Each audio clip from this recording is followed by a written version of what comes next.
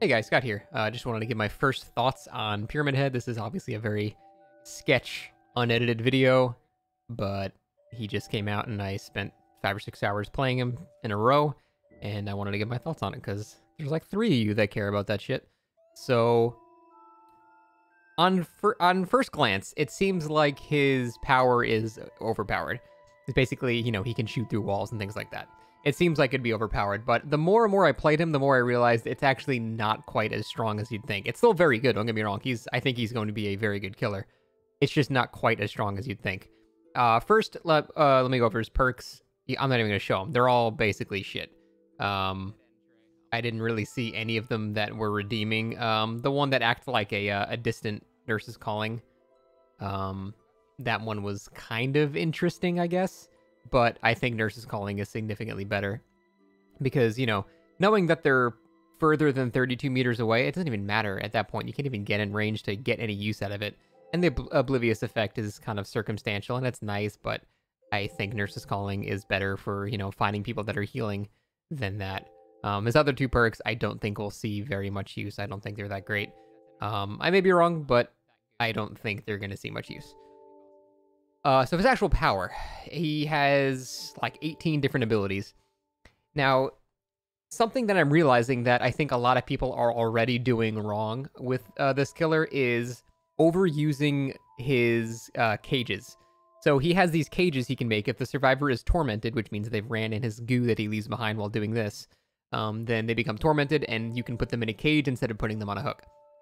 And I think this is kind of like a thing that people play Demogorgon incorrectly this way as well. They overuse the portals. They almost play him like a hag. They spend a long time just using his like secondary power as his main power almost. To me, I think that those cages are going to be very circumstantial. They will sometimes be useful, but I found a lot of the time it was actually detrimental to use that hook. And the reason is you have no control over where it goes. It's going to go very far away from you. It seems to choose the furthest area away from you. Pretty much every time I used this, just to see what it did, the survivor was saved in 5 to 10 seconds. And I basically got 0 map pressure from it. Now, when you hook somebody, you can choose exactly where you want to hook them. If you have a 3-gen setup, you would never ever want to use this ability ever, because it would send them far away from your generators, and that would be a free save. You would want to manually place them near your generators. So there are, it seems like most of the time you do not want to use his cages. Now, there are times when his cages are useful, especially his Final Judgment thing. If the survivor's on death hook, you can just kill them. You don't have to waste time going for hook. If they are tormented, you can just kill them, and it's like a 3 or 4 second animation. It's very fast. That is extremely useful, and I would use it pretty much every single time. Even if I could, like, get a Pop Goes the Weasel out of it, I would rather kill the guy immediately than, waste 15 seconds doing something else. Because that's honestly the same amount of time you'd save with Pop Goes the Weasel anyway, so that is extremely useful. There are a few other times, like, you can basically use this as a substitute for slugging. If you have multiple people in the same area and one of them's tormented, you can actually just down them and yeet them off to a hook and then chase the next guy instead of slugging him. It is more pressure than slugging, but less pressure than hooking in a good area. So, in that scenario, it's actually kind of better than slugging, and it also can't be countered by Unbreakable or anything like that. So, in that scenario, I think it'd be very good too. But other than that, the fact that you have very little control over where it sends them, if you don't know where all the survivors are, like if all the survivors are right next to you, then sending them across the map is a good idea. But for the most part, all 3 survivors are not going to be right next to you, and sending them blindly across the map where you have no pressure might end up actually just giving them a free save. I found basically every time I did that, I was giving survivors free saves, so it ended up being a detriment rather than a boon. But in the scenarios that I mentioned, it actually ended up being really useful. The instant kill is great. When the survivors are near you, it's great. And when you want to slug, it's great. So those cages have circumstantial uses, but I think I should caution people to not overuse them because I think that'll be the downfall to a lot of players. Another thing is actual power, his actual punishment ability, where he can basically do a shockwave through walls. Initially, I thought, holy shit, overpowered, but the more and more I played it, not so much. It's very, very strong, but it's not quite as high of a skill cap as something like, say, Huntress, because with Huntress, you can basically flick your shot to have perfect accuracy. If you're very good at shooters, you can flick your mouse exactly where the survivor turns. There's like no juking that at a certain range, and that is extremely useful. With Pyramid Head, as soon as he begins his shockwave, he is locked into that position. He can't turn anymore. Now, before that, you can walk in the Rites of Judgment mode, which leaves the Torment goo behind you. And in that mode, you move slightly slower. I believe it's Hunter speed, so you're moving at 110, which is, it's still pretty decent. But the main thing is you cannot turn very fast. Your turning is severely limited, the speed. And the biggest thing is you cannot strafe. And what that means is you have no more mind games. There are 0 mind games to be had because their survivors will always know exactly which way you're facing. And the shockwave has a very, very obvious glow when it's about to hit. So if they're attentive, unless you hit them directly in the center, then they can't dodge it. But chances are you're going to hit them with a side or two. And if they can see your red light, they see exactly where your light is going, and they can see exactly where the shockwave is going to line up. Chances are they can dodge it. And it's decently, depending on your distance, it's decently easy to dodge. Now, there's the flip side. You don't necessarily have to let it go. You can just drag your sword behind you and then just let it, then just not do anything. Kind of like holding a hatchet or, holding a shred as Demogorgon. You can zone people by the threat of the ability coming. And a lot of times that will get you more hits than the actual ability itself. Just the fear of having that ability is what gets you the hits. So I think another mistake a lot of players are going to make are trying those very cool through-the-wall blind shots. These, I don't think, are a good idea to go for. Sometimes it's an okay idea, like if the survivor's in a corner and they won't gain any distance if you miss. But misses with this power are very, very, very punishing, and they will gain a lot of distance. When I was going against them today, I went against them a couple times as well. I noticed if they missed, I would gain like 16, 17 meters of distance on them, and that's a lot.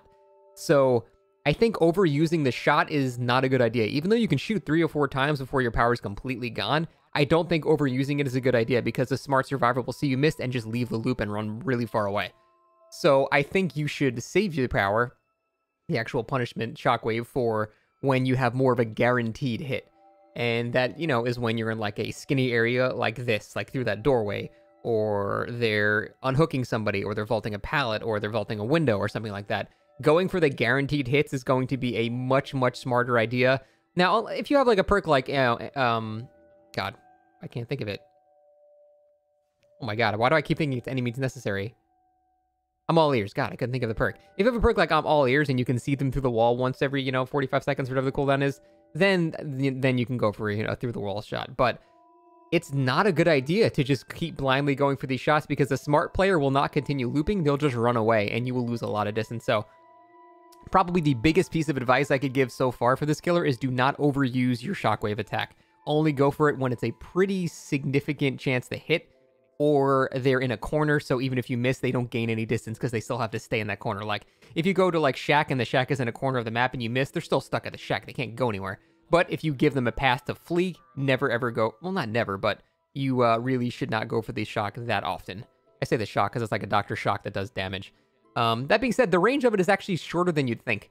So you really have to be kind of careful about it. And I would just say, yeah, just don't overuse it. Save it for guaranteed downs like that when they're at a pallet. There are a couple of scenarios where you should go for it even if you can't see them because you end up zoning them. But for the most part, yeah, just I think not overusing it will be a key to playing them correctly.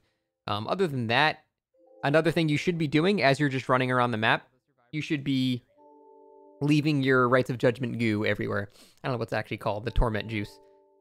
The thing is, when you use Rites of Judgment to leave that goo behind you, you're only slowed down by 5%, and there's basically no cooldown to canceling it. So every once in a while, just lay down a little thing. If you're near a generator, just lay some down. If the survivors run over it, they become tormented, and then they can be put in one of the special hooks. They can be insta-killed if they're on Death Hook, and also it gives Killer Instinct to give positioning. So you should be laying this shit everywhere. There's really no reason not to. You recover your power pretty fast.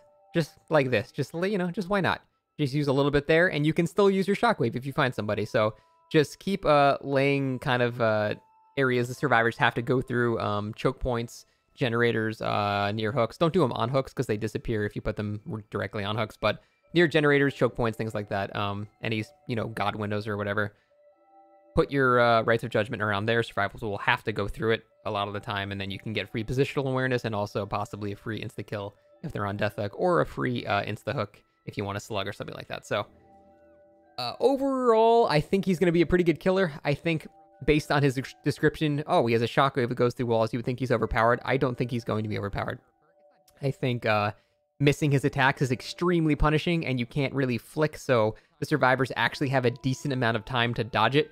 Granted, you could also fake it and not actually do the attack at all, so it becomes basically both players have to guess to a significant amount, and that can be, at least it's not one-sided, you know? Both players have to guess, so I think overall he's going to be a pretty good killer, probably high B, low A, something like that. That's my guess for now, but again, I've only played him for 6-7 hours, so not really fair to give a tier listing even remotely close. Plus, it's still PTB. They might change shit, so overall, I think he's a really cool property. I'm excited to play him when he comes out. I'm excited to play him more on PTB tomorrow, and that is it, guys. Thank you for watching, and see you next time.